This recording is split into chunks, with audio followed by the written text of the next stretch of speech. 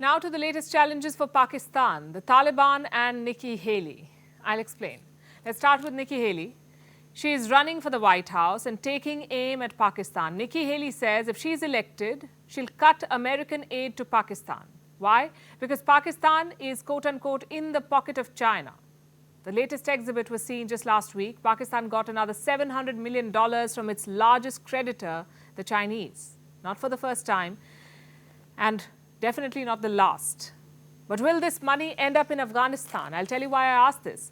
Pakistan is struggling with the TTP, the Tehreek-e-Taliban, another homegrown terror group, now challenging their grip on power.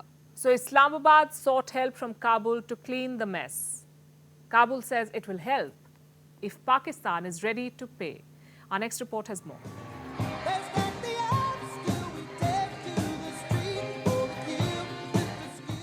Nikki Haley is running for president. Like any presidential contender, she's spelling out her policy. And Pakistan has reason to worry, courtesy its iron brother China. Because Nikki Haley says China is America's enemy number one. The number one threat we have is China. Republicans and Democrats for too long thought that if we were nice to China, they'd want to be like us.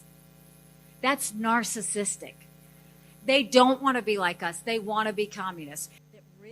Haley wants to up the ante. She wants to cut American aid to countries like Pakistan, who she says are in China's pocket. I'm quoting what she said. Belarus is in the pocket of Russia, Zimbabwe in the pocket of China, Pakistan in the pocket of China. I will cut every cent in foreign aid to countries that hate us. A strong America doesn't pay off the bad guys. The pitch to cut American aid to Islamabad is not new. Haley's competitor and former President Donald Trump had suspended $1.3 billion in aid for Pakistan in 2018. The reason? Pakistan's track record of harboring terrorists on its soil. Republicans defended the decision, saying Pakistan killed American soldiers. We were giving $1 billion in military aid to Pakistan, who was turning around harboring terrorists that were trying to kill our American soldiers. We don't give that $1 billion to Pakistan. Over the past 2 decades, the US is said to have given over $32 billion in direct aid to Pakistan. Haley's latest remarks come at an interesting juncture. Less than a fortnight back, Pakistan's Foreign Minister Bilawal Bhutto Zardari met China's top diplomat Wang Yi. This was at the Munich Security Conference. They were seen exchanging customary pleasantries, but the real agenda was clear. Islamabad needed funds from Beijing. Its economic crisis was worsening. Foreign exchange reserves dipped to under $4 billion. And China came to Pakistan's rescue again. Days after Bhutto's meeting, Beijing offered a fresh loan worth $700 million to Pakistan. This will add to Pakistan's huge pile of debt from China. As per the IMF, 30% of Pakistan's foreign debt is owed to China. That's roughly $30 billion. Also, Pakistan is aiming to refinance Chinese loans worth $2 billion. It's a glorious mess. Now add the Taliban to the mix. They want Pakistan to pay up. What for? Disarming terrorists. This story is about the TTP, the Tehreek-e-Taliban Pakistan. They've gone on a rampage in Pakistan, storming police stations and killing security personnel.